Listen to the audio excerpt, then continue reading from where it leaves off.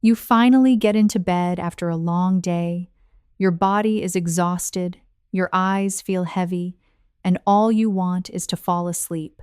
But the moment your head hits the pillow, something strange happens. Your brain wakes up. Suddenly, you're thinking about that email you forgot to answer. That conversation from earlier starts playing again in your head. You remember something you should have done, something you said that didn't come out quite right. And then your mind jumps to tomorrow. What needs to get done? What could go wrong? What you're already behind on? You look at the clock, 11:07 p.m.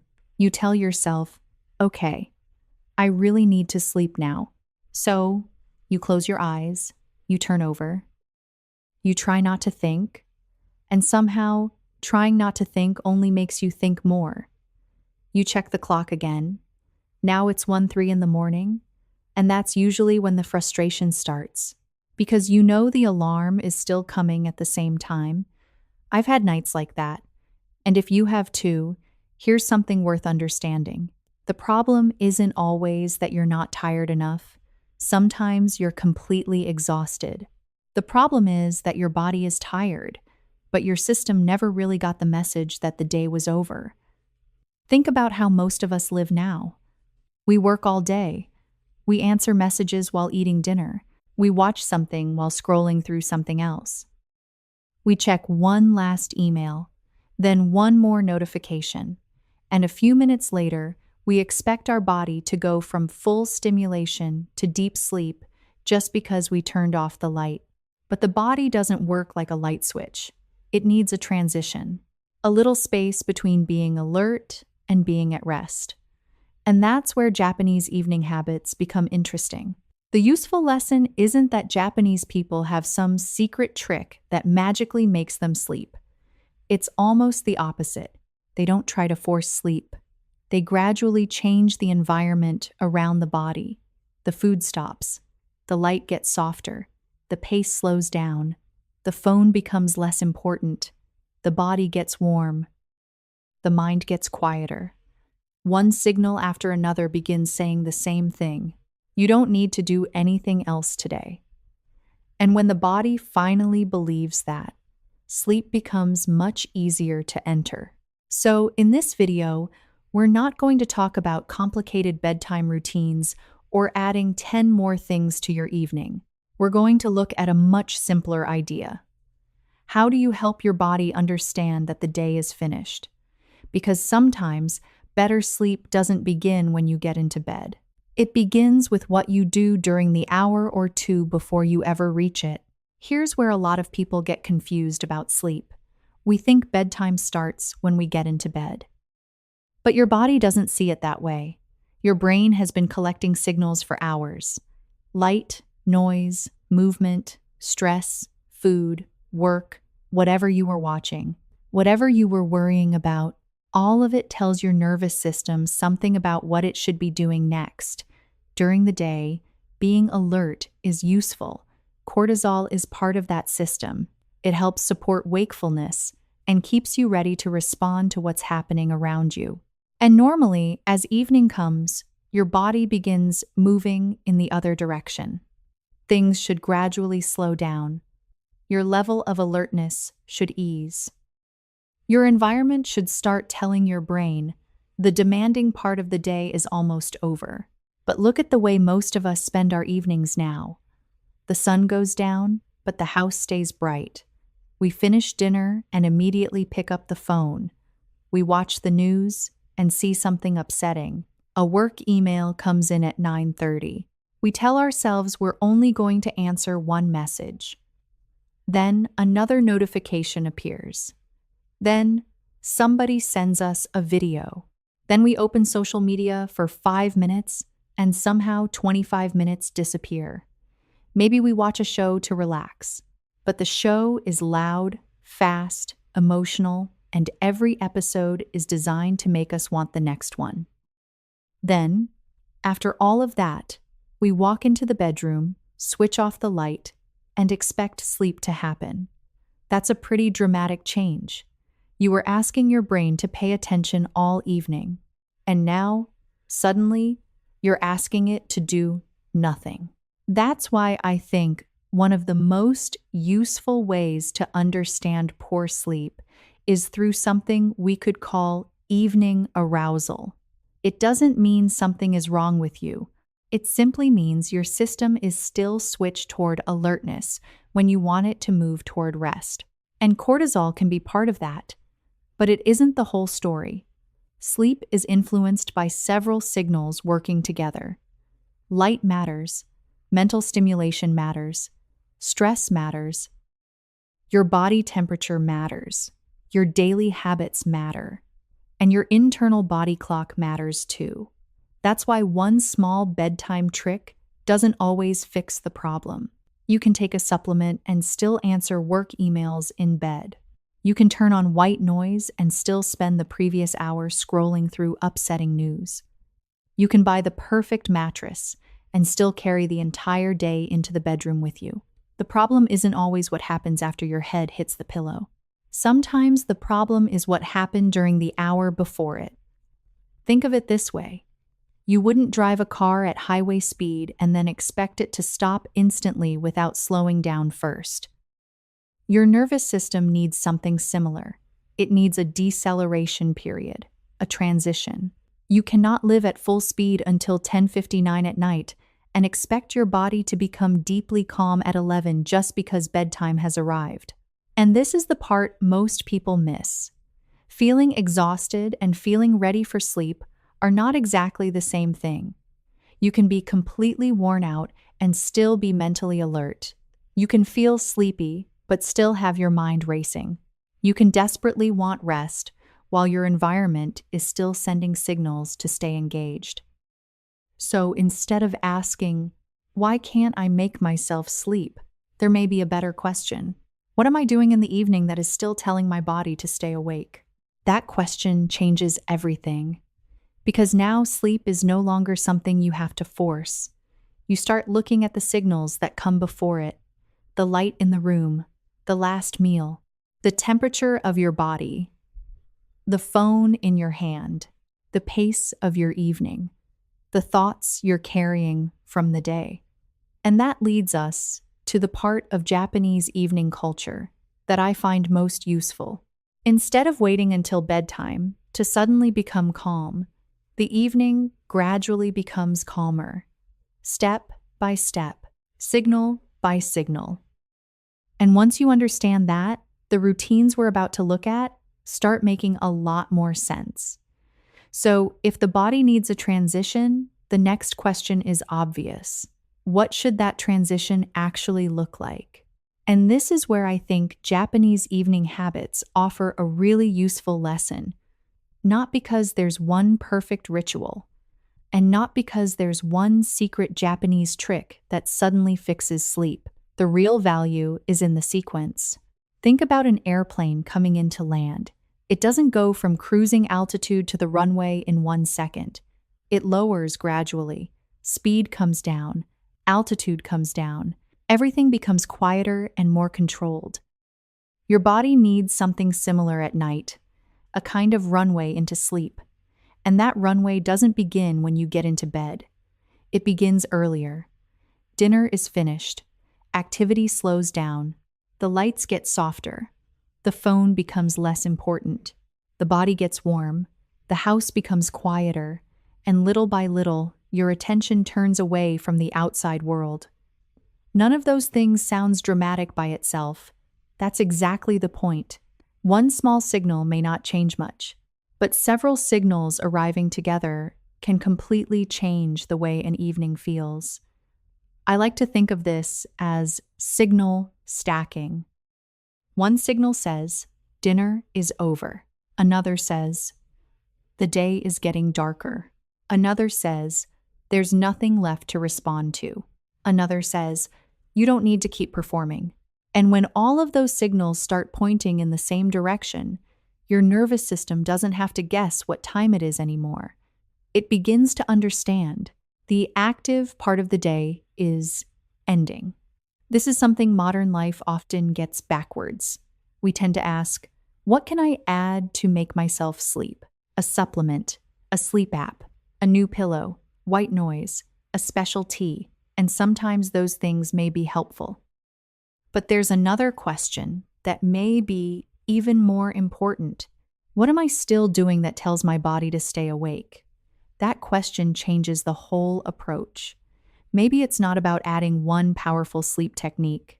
Maybe it's about removing stimulation, one layer at a time, removing the heavy meal, removing the bright light, removing the work email, removing the endless scrolling, removing the feeling that you still need to accomplish something before the day is allowed to end. And when enough of those signals disappear, something interesting happens. You stop trying so hard to become sleepy. Sleepiness starts showing up on its own.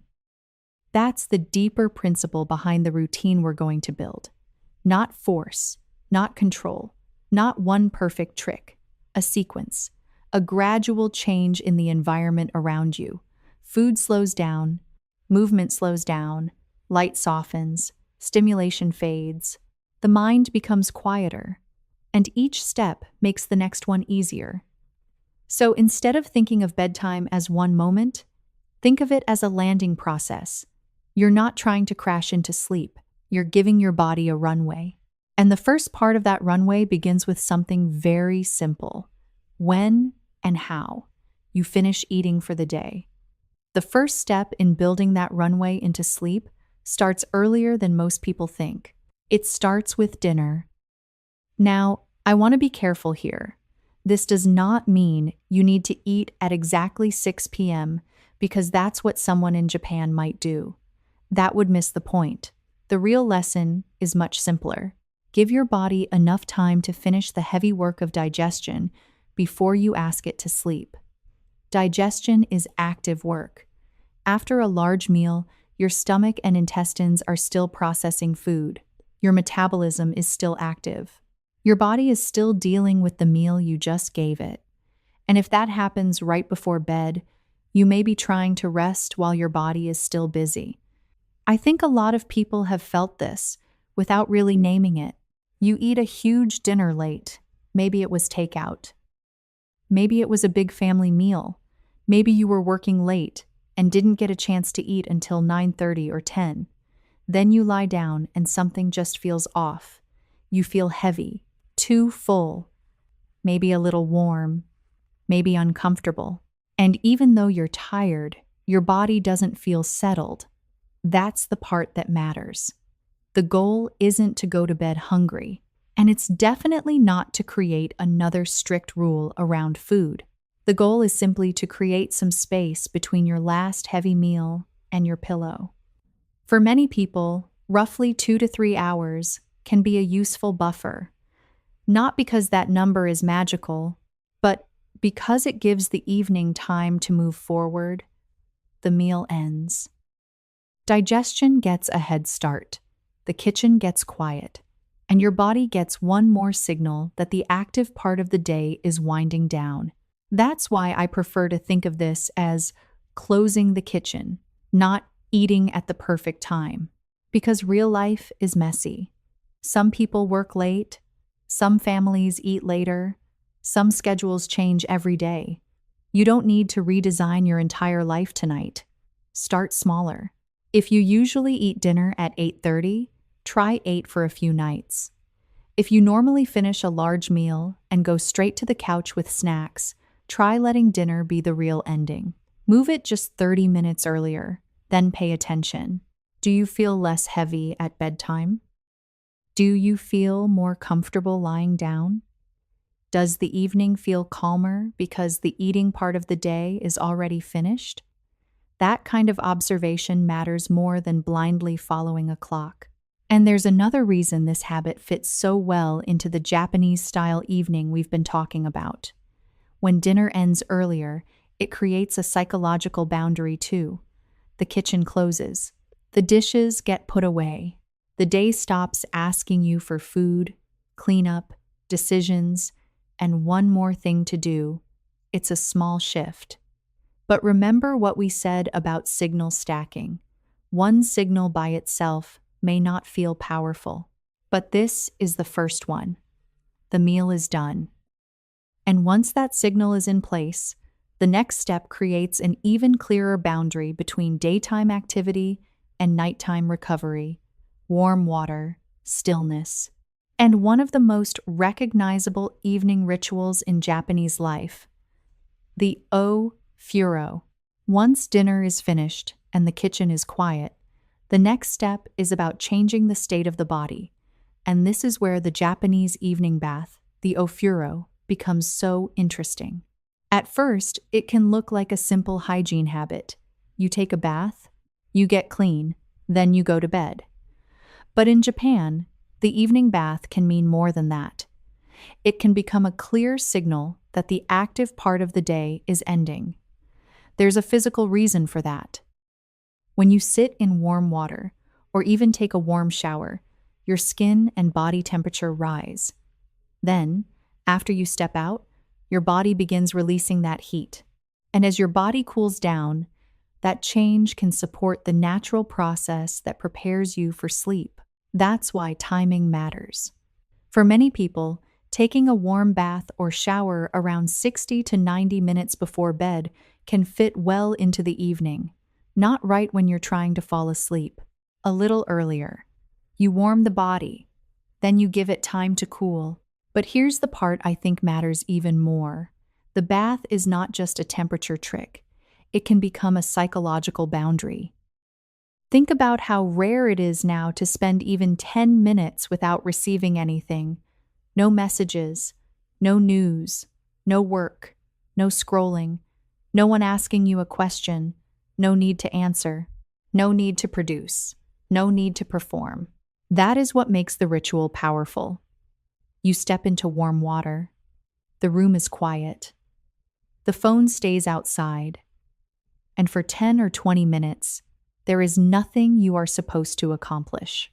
You are simply there, breathing, sitting, letting the heat do its work, letting the day become a little more distant.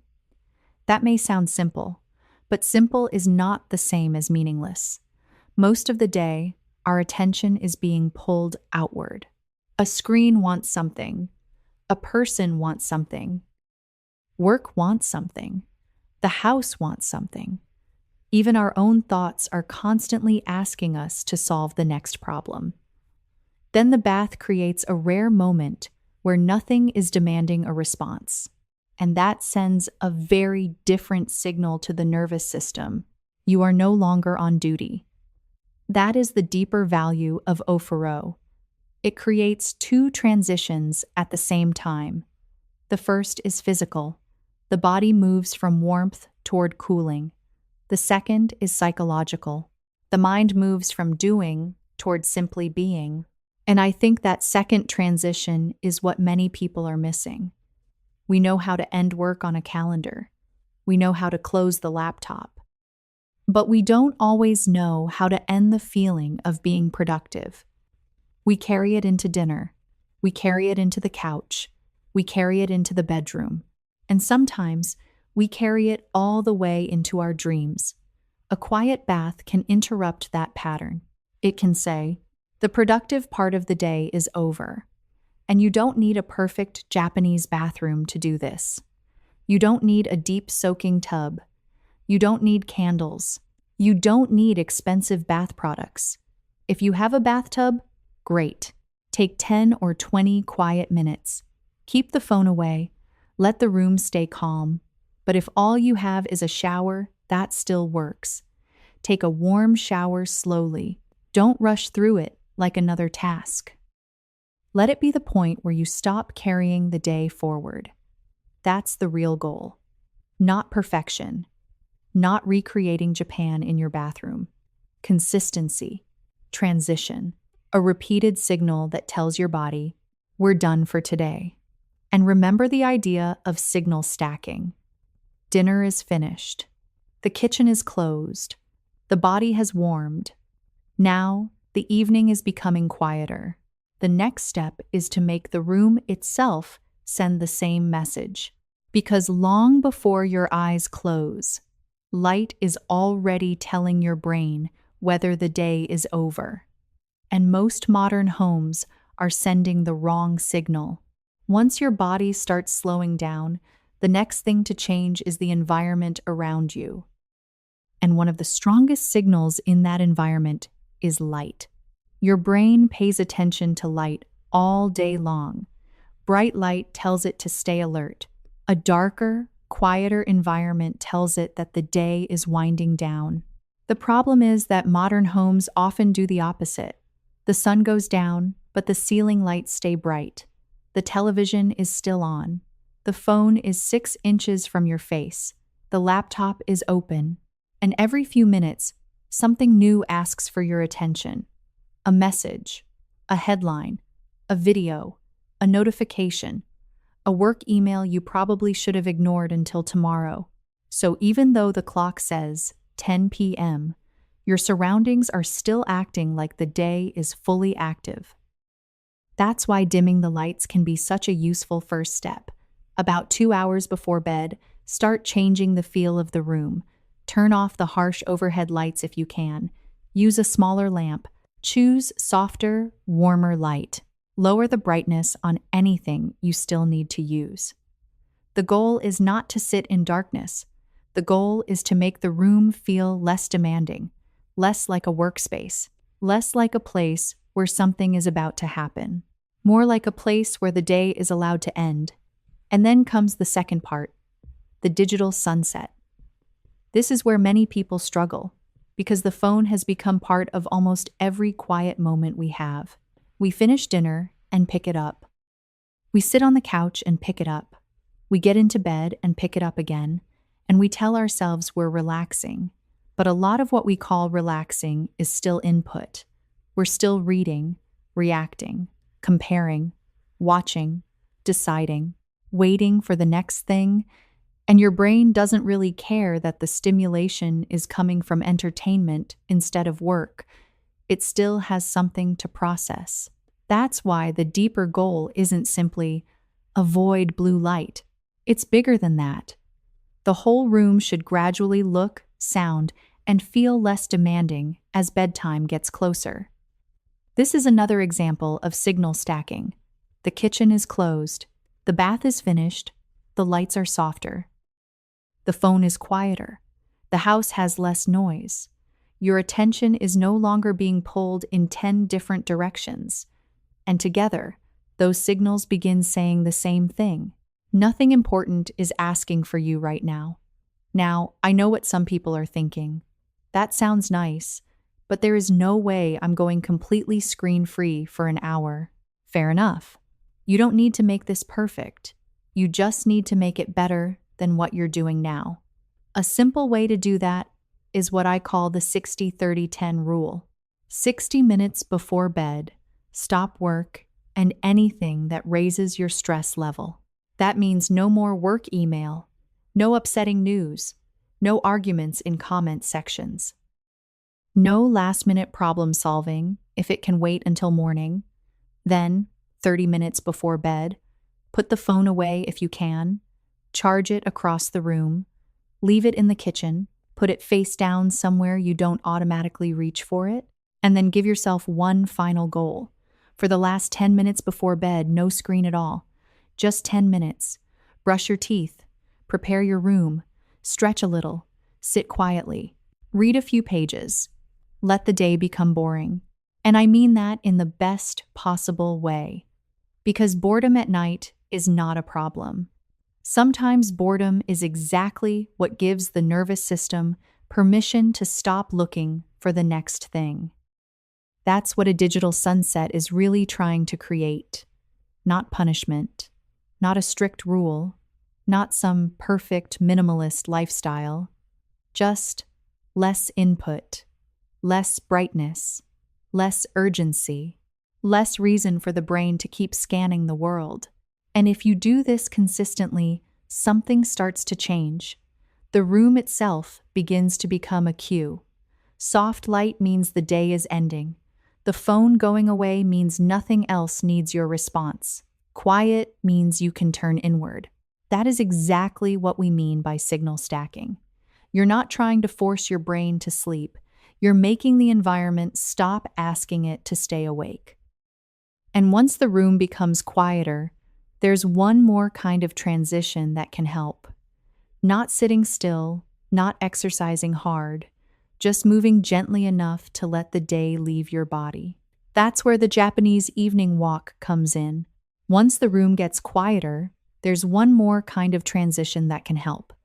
Movement, but not the kind that makes your heart race. Not a workout, not a challenge, just a walk. In Japanese, you might hear the phrase yoru no sanpo, an evening or night walk. And the important part is how simple it is. 10 minutes, maybe 20, a slow pace, no calorie goal, no step target, no need to turn it into exercise. You just go outside and move. Preferably after dinner, when the day is starting to lose its momentum. There are a few practical reasons this can feel good. Gentle movement after a meal can help you feel less heavy. Fresh air changes the environment. Your body gets to move without being pushed. And mentally, something else starts happening. The day begins to loosen its grip on you. That may be the biggest benefit. Because most of us don't move cleanly from one role to another. We carry one role into the next. At work, you're the employee. Then you come home and become the parent, or the partner, or the person who has to make dinner, answer messages, solve a problem, remember what needs to happen tomorrow. And even when all of those jobs are technically finished, part of your mind is still holding them. That's why I like to think of the evening walk as a decompression zone. A small space between the person you had to be all day and the person who is finally allowed to rest. You don't need to solve anything on this walk. You don't need to learn anything. You don't need to optimize anything. And this is where people sometimes ruin a perfectly good walk. We put on a business podcast. We answer a call. We track our pace. We count every step. We try to beat yesterday's number. And suddenly, the walk becomes one more thing to perform well. That defeats the purpose. This is not the walk where you need to become fitter, smarter, or more productive. This is the walk where nothing needs to be accomplished. Leave the phone at home if that feels realistic. If not, keep it in your pocket. Let the world stay where it is for 10 minutes. Notice the air, the temperature, the sound of your neighborhood, the rhythm of your own footsteps. You don't even have to think about relaxing. Just walk slowly enough that your mind has room to come down with you. There's something powerful about that. All day, the body has been carrying the pace of your responsibilities. Then, for a few minutes, you let your physical pace become slower than your mental pace. And eventually, the mind starts following. That's the transition we're looking for. Not from busy to asleep in one jump. From busy to slower to quieter to ready. And remember the runway we talked about earlier. Dinner has ended. The kitchen has closed. The body has warmed in the bath. The lights have softened. The phone is becoming less important. Now your body gets a chance to physically walk out of the day. And when you come back inside, you may notice something subtle. The house feels different. Not because the house changed, because you did. Your breathing is slower. Your thoughts feel a little farther away. And now, instead of giving your mind more information, the next step gives it somewhere quiet to go. A physical book, a few pages, and a very different kind of attention. After the walk, the next step is about attention. Because when the body gets quiet, the mind often does something inconvenient. It gets louder. You lie down. The room is calm. The phone is gone. And suddenly your brain decides this is the perfect time to review your entire life. The thing you forgot to finish. The conversation you wish had gone differently. The problem waiting for you tomorrow. The decision you still haven't made. That's why reading can be so useful at night. Not because reading is some magic sleep trick. And not because you need to become the kind of person who reads 50 books a year. The value is simpler than that. A good book gives your attention somewhere else to go. For a little while, your mind stops circling around your own problems. Instead of replaying the day, you follow a story, a person, a place, an idea. Your attention moves outward, but gently. And that word matters. Gently, because not everything you read before bed is calming. You can absolutely choose a book that makes your brain more awake. A business book that gives you 5 new ideas you want to write down. A thriller that ends every chapter with a cliffhanger. A disturbing news story. A book that makes you want to grab a notebook and start planning tomorrow. Technically, you're reading, but mentally, you're still working. So the question isn't just, what should I read before bed? It's, what kind of reading helps my mind stop reaching for the next problem? For some people, that might be gentle fiction. For others, a memoir, short essays, a familiar book you've already read before, calm nonfiction that doesn't make you feel like you need to take action. The exact category matters less than the effect it has on you. Here's a simple test. When you put the book down, do you feel more settled? Or do you immediately want to think, research, plan, or keep reading for another 2 hours? That answer tells you a lot. I like to think of bedtime reading this way. Bedtime reading should quiet curiosity, not ignite it. You're not trying to win against the book. You don't need to finish the chapter. You don't need to hit a page count. You don't need to remember every idea. This is not another task. 10 minutes may be enough. Maybe 20. Read slowly. Use a physical book if you can. Keep the phone somewhere else. Let the page be the only thing asking for your attention. And when your eyes start getting heavy, stop. Even if you're in the middle of a chapter. Especially then. Because the point isn't to finish the story. The point is to loosen your grip on your own story for a little while. That may be one of the reasons physical books work so well in an evening routine. A phone always offers another door. A message, a link, a video, a notification, another topic, another decision. A physical book is much quieter. There is one page, then another, and nothing else is trying to enter. That simplicity matters. Remember what we've been doing throughout this entire evening. We've been reducing demands. Dinner ended. The kitchen became quiet. The bath told the body it was off duty. The lights became softer. The phone moved away. The walk helped the day loosen its grip. Now, reading gives your mind a place to rest without asking it to become empty, because trying to think about nothing is surprisingly difficult. But gently thinking about something else, that can be much easier. And after a few pages, there is one last thing many people still carry into bed. Not information, not stimulation, emotion. The things that didn't go right, the things you wish you had done better, the unfinished feeling of the day. And that's where one of the simplest Japanese ideas can become especially powerful. Kansha, gratitude. Not as forced positivity, but as a way of deciding what story the day ends with.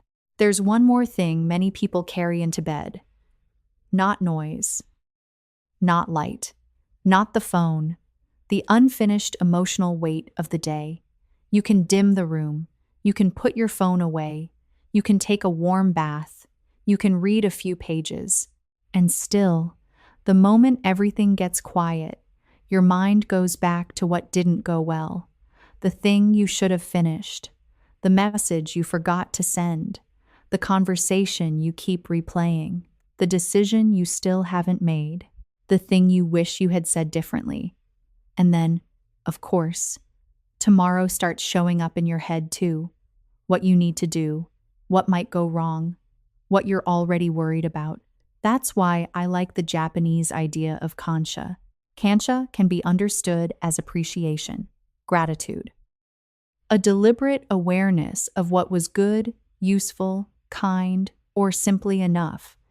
And the important part is that it doesn't have to be something big. You don't need to end every day thinking about some life-changing moment. Sometimes it's much smaller. A warm meal, someone smiling at you, a quiet cup of coffee or tea, the sunlight coming through the window, finishing something that had been difficult, hearing from someone you care about, getting home safely. Having one moment during the day when nothing was wrong, those things count. In fact, sometimes the small things are the easiest ones to miss. Now, I want to be clear about something. This is not forced positivity. You're not pretending the difficult parts of the day didn't happen. If today was hard, it was hard. If something went wrong, it went wrong. If you're worried about tomorrow, that worry is still real. Gratitude doesn't erase any of that. What it can do is stop those things from becoming the only story your mind hears before you fall asleep, because the brain has a habit of holding on to open loops, the unfinished task, the unresolved conversation, the unanswered question, the thing that still needs fixing. Your mind keeps circling back because, in some way, it still feels unfinished. That can be useful during the day. At night, it can feel exhausting. So instead of trying to solve every open loop before bed, give the day another ending. A simple one. Ask yourself, what was good enough today? Not perfect, not impressive, not productive enough to post online, just enough. Maybe you handled one difficult conversation better than you would have a year ago. Maybe dinner was simple, but it was warm. Maybe someone was kind to you. Maybe you were kind to someone else. Maybe you got through a day that was harder than you expected. That counts too. If you want to make this practical, keep it very simple. Before you turn off the light, think of 3 things. 3 things that were good. 3 things that helped. 3 things that you're glad happened. You don't have to write an essay. You don't even need a journal. Just 3 things. And if 3 feels like too much on a difficult day, start with 1. The point is not to convince yourself that life is perfect. The point is to remind your mind that the day contained more than problems. Because most days do. There are unfinished things. And there are finished things. There are disappointments. And there are small comforts. There are things you wish had gone differently. And there are things that were already enough. Both can be true at the same time. That is what makes kansha useful. It gives the day emotional closure without asking you to lie to yourself. Instead of ending the night with, "What did I fail to finish today?" try ending it with, "What was enough today?" That is a very different question. One keeps the mind searching.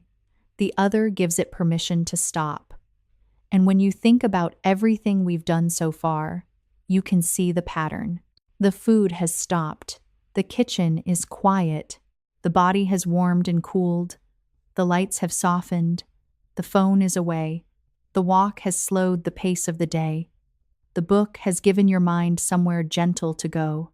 And now gratitude helps close the final open loop. Not by fixing everything, but by saying, today is complete enough to let go. And that brings us to the bigger idea behind this entire routine. You were never trying to make yourself sleep. You were gradually removing the different kinds of noise that kept asking your body and mind to stay awake. When you step back and look at the whole routine, something becomes clear. None of these habits is especially dramatic by itself. Eating dinner a little earlier, taking a warm bath, dimming the lights, putting the phone away, walking for a few minutes, reading a physical book, thinking about 3 things that were enough today. None of those things is a magic sleep cure. And that may be exactly why the routine works so well as a system. Because the real goal is not to find one powerful trick that knocks you out.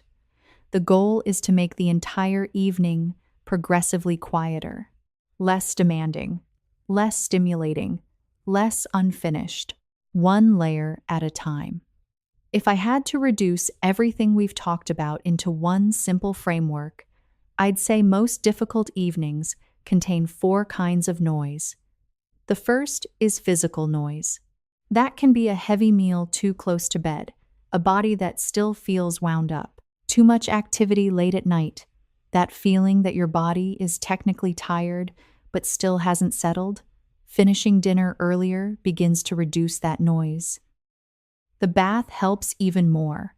Warm water creates a physical transition, and slowly the body gets the message that it no longer needs to keep operating at daytime speed. The second is visual noise. Bright overhead lights, television, phone screens, a room that still looks like a place where work, entertainment, and activity are happening. When the lights get softer, the environment changes. The room stops looking like daytime, and when the screen goes away, one of the strongest sources of stimulation disappears with it. Then there is mental noise. This is the one many of us know very well. Work, scrolling, information, things you still need to remember, tasks you haven't finished, problems you're trying to solve at 11:30 at night. The evening walk helps create distance from that. Reading gives your attention somewhere quieter to go, and little by little, your mind stops trying to process the entire day at once. And finally, there is emotional noise, worry, regret, frustration, anticipation, the conversation you keep replaying, the thing you wish you had done differently, the thing tomorrow might bring. That is where kansha becomes useful. Not because gratitude erases those emotions. It doesn't, but it gives them some company. It reminds you that the difficult parts of the day were not the whole day, and that gives the day a better chance to feel complete. So if you look at the routine again, every habit removes a different layer. Dinner closes the physical part of the evening.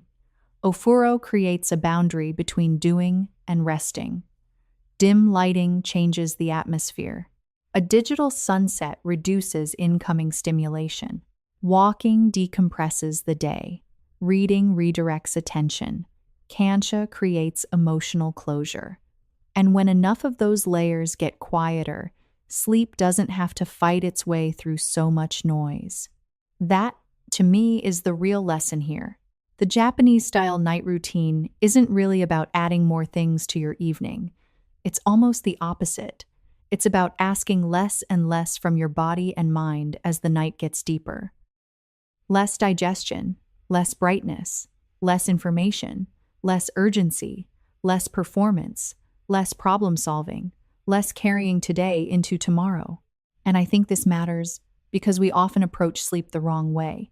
We make sleep another task, another thing to succeed at, another thing to measure, another thing to fix. We lie in bed thinking, I need to fall asleep now. And the harder we try, the more awake we feel. But sleep doesn't respond very well to pressure. You don't force sleep. You remove what keeps asking you to stay awake. That's a different way of thinking about the night. Instead of asking, what can I do to make myself sleep? Try asking, what can I stop asking from myself tonight? Maybe you don't need one more email. Maybe you don't need one more episode. Maybe you don't need one more snack. Maybe you don't need to solve tomorrow before tomorrow arrives. Maybe the day can simply be finished. And that's where I think the deepest idea in this whole routine lives. Sleep isn't a reward for becoming exhausted enough. It's what becomes possible when the day finally feels finished. So don't try to copy this entire routine tonight. That would only turn relaxation into another project. Pick one thing, just one. Finish dinner a little earlier. Take a warm bath or shower. Dim the lights. Put your phone away for the last 10 minutes. Take a slow walk. Read a few pages. Or before you close your eyes, ask yourself, what was enough today? Choose the one that feels easiest. Do it consistently for a few nights. Let your body learn the signal. Then, if it helps, add another. That's how a routine becomes natural, not through discipline all at once, through repetition. One quiet signal, then another, until eventually, your evening starts doing something your alarm clock never can. It tells your body, you are done for today, and now you can rest. So, let me ask you something. What keeps your mind awake the longest at night? Your phone, work, food, or your own thoughts? Tell me in the comments. And if you want more practical lessons from Japanese living that can make everyday life calmer, simpler, and easier to manage, subscribe. I'll see you in the next one.